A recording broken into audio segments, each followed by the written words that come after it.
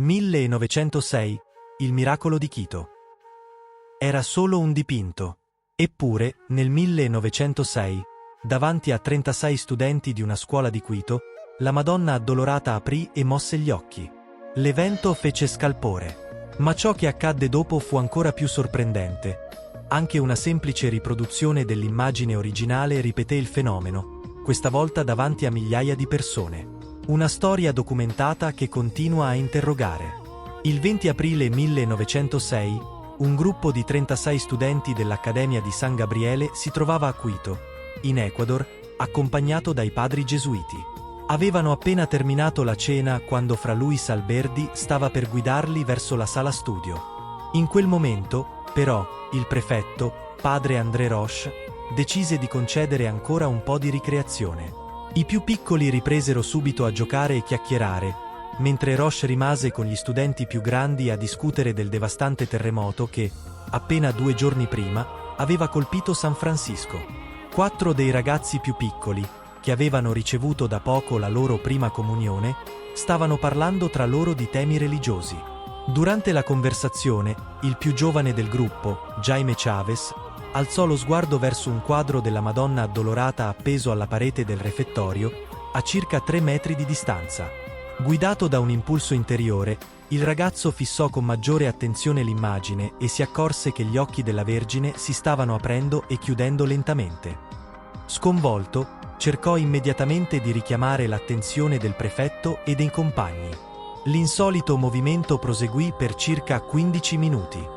Il prefetto, convinto che si trattasse soltanto di un'illusione, cercò di interrompere la scena e spinse i ragazzi a dirigersi subito in cappella per recitare il rosario, senza attendere che il prodigio terminasse. Il prodigio degli occhi della Vergine non si manifestò una sola volta, ma si ripeté in più occasioni. La seconda volta avvenne ancora davanti agli studenti della stessa accademia. Erano le 8 di sera. L'immagine, ormai trasferita in cappella, era al centro della loro preghiera. Appena concluso il rosario, e prima che iniziassero le litanie della Beata Vergine, tutti i ragazzi, insieme e senza essersi messi d'accordo, esclamarono spontaneamente: «I suoi occhi si muovono». A 6 settimane dal primo prodigio, il vicario generale della diocesi dispose che l'immagine miracolosa venisse trasferita. Fu organizzata una solenne processione che portò il quadro dalla cappella dell'Accademia fino alla chiesa dei Padri adiacente, dove un triduo solenne celebrò l'evento della lacrimazione. Parteciparono tutte le comunità cittadine, le associazioni, le accademie, le scuole, gran parte dell'aristocrazia della capitale e oltre 30.000 persone. Una manifestazione di fede così spontanea e imponente era qualcosa di raro nella tranquilla Quito. In quei giorni si registrarono numerose conversioni. La conversione più sorprendente fu quella del direttore di uno dei più noti giornali anticlericali dell'epoca, El Tiempo. Inizialmente si era mescolato alla folla dei fedeli con l'unico intento di deridere la Vergine. Un altro fedele si ostinò per ben 3 volte a dire davanti al quadro che non credeva al fenomeno, ma qualcosa continuava a costringerlo a ritornare alla chiesa. Quando per la 3ª volta vide il volto della Vergine addolorata chiudere e aprire gli occhi, anch'egli cadde in ginocchio chiedendo perdono per la sua incredulità. Il triduo non bastò più ai fedeli, che decisero di proseguire le preghiere con una novena per invocare la protezione della Madonna sull'Ecuador. Nel corso di quei giorni il fenomeno degli occhi si ripeté per 3 volte consecutive, sempre davanti a numerosi testimoni. Quando il prodigio si manifestò per la prima volta, la sede episcopale di Quito era ancora vacante. Al termine della novena, invece, il nuovo arcivescovo era già stato nominato. Proprio quel giorno, il 6 luglio 1906, alle 2 del pomeriggio, mentre il presule faceva il suo ingresso in città, il miracolo si rinnovò ancora 3 volte, mentre il coro intonava: Ancora una volta, o Maria, volgi i tuoi occhi materni su coloro che... Gli occhi della Beata Vergine si muovevano lentamente, mentre lo sfondo dell'immagine sembrava attenuarsi, quasi dissolversi, facendo risaltare il suo volto come se fosse modellato in rilievo.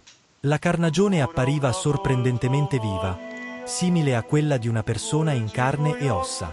La Vergine apriva e chiudeva gli occhi con un movimento dolce e continuo.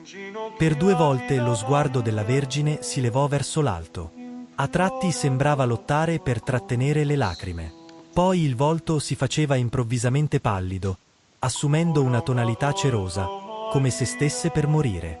I fedeli, sconvolti, scoppiavano in pianto, implorando perdono e misericordia. Infine, lentamente, l'espressione della Madonna tornava serena e il colore del viso riprendeva il suo aspetto naturale. Un fenomeno identico si verificò anche a Riobamba, capitale della provincia di Chimborazo, circa 200 km a sud di Quito, davanti a una semplice copia dell'immagine sacra. I membri di una delle famiglie più influenti della città, insieme a oltre 20 persone, tra cui il presidente locale, osservarono chiaramente gli occhi della Vergine aprirsi e chiudersi con assoluta nitidezza.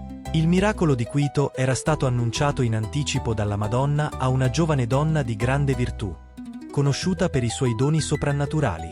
Nei giorni precedenti, la Vergine le aveva rivelato che il prodigio avrebbe avuto lo scopo di offrire un segno speciale di approvazione alle pratiche religiose dei ragazzi, che nell'Accademia di San Gabriele stavano progressivamente indebolendosi. E infatti, grazie a quell'evento straordinario, la fede si riaccese profondamente sia negli studenti sia nei loro insegnanti. Il miracolo di Quito fu esaminato con grande rigore. Prima dell'arrivo del nuovo arcivescovo, il vicario generale raccolse oltre 40 testimonianze, tutte rese sotto giuramento davanti a persone imparziali.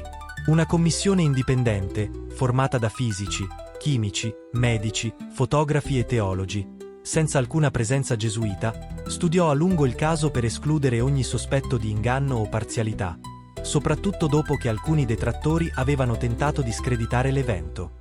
Concluse le verifiche, il 3 giugno 1906 il vicario generale dichiarò che il fatto avvenuto il 20 aprile all'Accademia dei Gesuiti era storicamente certo, non spiegabile dalle leggi naturali e impossibile da attribuire a cause diaboliche. Il decreto stabiliva quindi che i fedeli potevano credere al miracolo e rendere pubblica devozione all'immagine. A più di un secolo di distanza, la memoria del prodigio continua a vivere. E proprio oggi, 20 aprile 2026, ricorrono esattamente 20 anni dal miracolo, una data che a Quito viene ancora ricordata con celebrazioni e momenti di preghiera. Un segno che quella luce del 1906 non si è mai davvero spenta.